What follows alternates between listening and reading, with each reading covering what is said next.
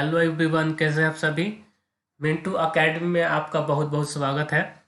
इस वीडियो में हम लोग पढ़ने वाले हैं क्लास 5 ईवीएस एनसीईआरटी के इम्पोर्टेंट क्वेश्चन और पॉइंट के बारे में। अभी तक आपने क्लास 4 के ईवीएस एनसीईआरटी की समरी की वीडियो नहीं देखी है तो आप प्ले लिस्ट में जाकर देख सकते हैं, या फिर उसका लिंक मैंने डिस्क्रिप्शन में दे दिया है।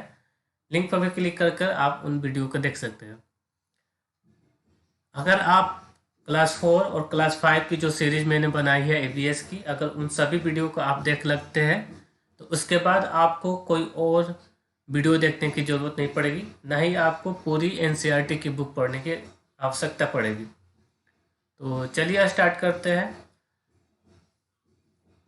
क्लास 5 का चैप्टर नंबर 1 जो है उसका नाम है कैसे पहचाना चींटी ने अपने दोस्त को।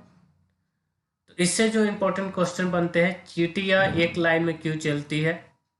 जब चींटी आगे चलती है तो वह एक प्रकार की गंध छोड़ती है जिससे बाकी चींटियों को रास्ते का पता लगे।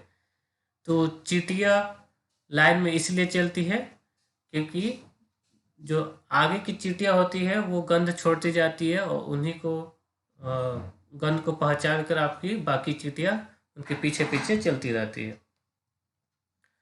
अगला आपका प्रश्न है, कौन सा कीड़ा कई किमी यानी किलोमीटर से अपनी मादा को पहचान लेता है और कैसे। तो रेशम का कीड़ा कई किलोमीटर दूर से ही अपनी मादा को पहचान लेता है, वो भी गंध से। मच्छर मनुष्य को कैसे पहचानते हैं। तो मच्छर मनुष्य को गंध से या फिर तलवे की गंध से और शरीर की गर्मी से पहचानते हैं।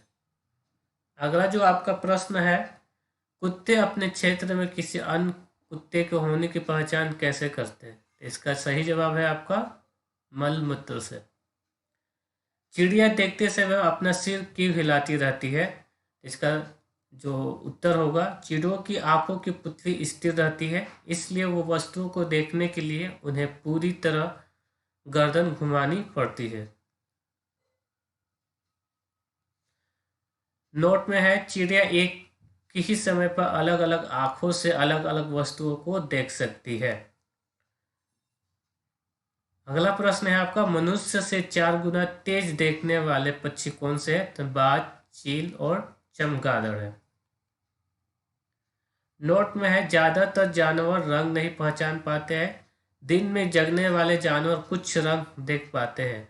रात में जगने वाले जानवर या पक्षी वस्तुओं को केवल काला सफेद में देख पाते हैं, जैसे उल्लू। सांप सुन नहीं पाते हैं, केवल जमीन पर कंपन को महसूस करते हैं। कुछ पक्षी जानवर अलग अलग परिस्थितियों में, जैसे खुशी में या भय के समय, विभिन्न आवाजें निकालते हैं, जैसे लंगूर, बाघ, चीता इत्यादि। अंडमान निकोबार में सुनामी कब आई थी। तो अंडमान और निकोबार में सुनामी दिसंबर 2004 में आई थी। नोट में आपका है, जानवरों के विपरीत व्यवहार के कारण वहां के लोग सुरक्षित हो गए थे, जो 2004 में अंडमान और निकोबार में सुनामी आई थी। अगला जो पॉइंट है, जानवर और उनके सोने की समय क्या होता है। तो छिपकली आपका एक सीजन सो जाती है, और वो कौन सा सीजन होता है आपका, विंटर सीजन होता है। ठीक है, जो छिपकली होती है वो विंटर सीजन में सो जाती है।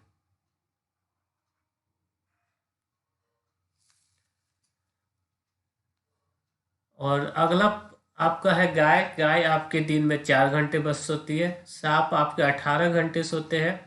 जिराफ आपके 2 घंटे सोते हैं। और बिल्ली आपकी 12 घंटे सोती है। अब नेक्स्ट पॉइंट है स्लोथ के बारे में। स्लोथ की फिगर आप देख सकते हैं यहाँ पर। स्लोथ यह भालू जैसा दिखता है, लेकिन भालू नहीं है। यह दिन के लगभग 17 घंटे सोता है। पेड़ पर लटका रहता है, उल्टा लटका रहता है। यह उसी पेड़ की पत्तियां खाता है। यह एक ही पेड़ पर लगभग 5 वर्ष तक रहता है, जब तक पत्तियां खत्म न हो जाए। ये 40 साल जीता है। इस प्रकार यह पूरे जीवन काल में 8 पेड़ों पर रहता है। ये एक सप्ताह में एक बार ही शौच के लिए पेड़ से उतरता है। तो ये इम्पोर्टेंट आपके पॉइंट्स है इससे आपके कई बार सीटेट में क्वेश्चन पूछे जा चुके हैं।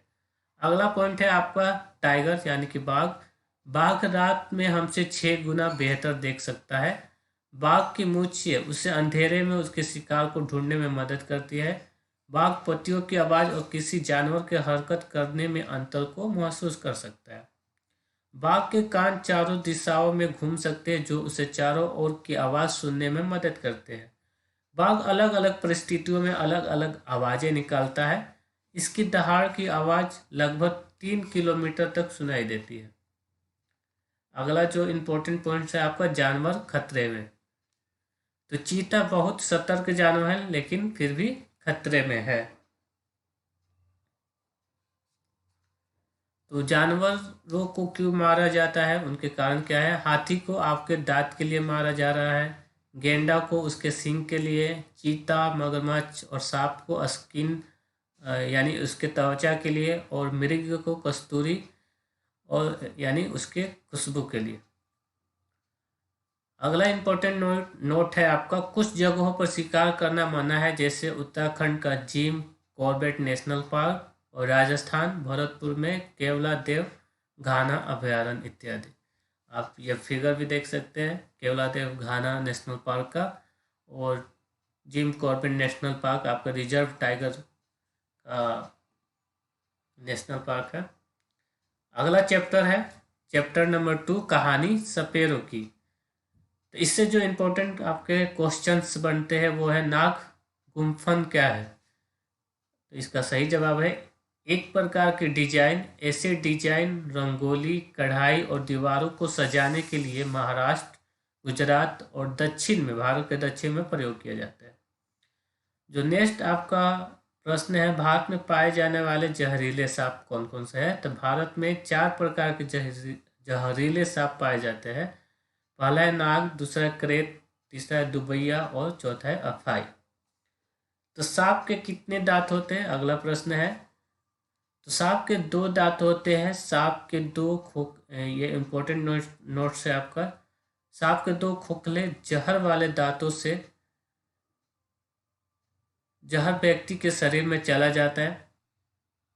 सांप के जहर से बचाने वाली दवाई सीरम भी सांप के जहर से ही बनाई जाती है। अगला हमारा चैप्टर है चैप्टर नंबर 3, चखने से पचने तक। तो इससे जो इम्पोर्टेंट आपके क्वेश्चन बनता है वो है, हमारे पेट का तापमान कितना होता है? तो हमारे पेट का तापमान 30 डिग्री सेल्सियस होता है। हमारे पेट में पाए जाने वाला पाचक रस क्या कहलाता है? तो वो अम्लीय एसिड कहलाता है। सबसे अधिक चावल की खेती भारत में कहाँ होती है? तो उड़ीसा के कालाहांडी जिले में होती है। उड़ीसा के कालाहांडी जिले से जो इम्पोर्टेंट नोट्स है वो है, उड़ीसा के कालाहांडी जिले से अन्य जिलों में भी चावल निर्यात होते हैं। इतने चावल उत्पादन के बाद भी यहाँ के लोग बहुत गरीब हैं। आत्रेयपुरम गांव कहाँ पर है? आत्रेयपुरम गांव आपके आंध्र प्रदेश में।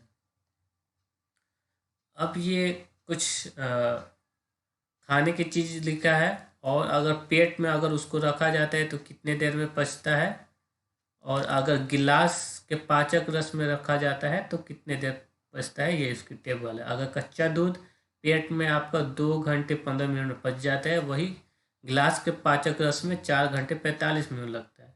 उबला हुआ दूध 2 घंटे में पच जाता है आपके पेट में, जबकि गिलास के पाचक रस में आपके 4 घंटे 15 मिनट। उसी तरह पूरी तरह उबला हुआ अंडा 3 घंटे 30 मिनट में पच जाता है, और गिलास के पाचक रस में आपके आध घंटे लगता है।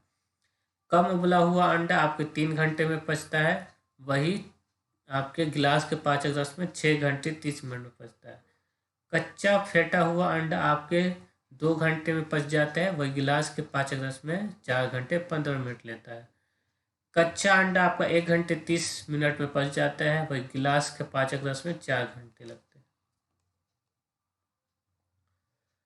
अगला हमारा जो चैप्टर है, खाए आम 12 महीने। इससे जो इम्पोर्टेंट आपके क्वेश्चन बनते हैं, कांच के डब्बे या बोतल को अचार भरने से पहले धूप में क्यों सुखाते हैं? तो इसका जो सही जवाब है, नमी दूर करने के लिए, ताकि अचार खराब ना हो।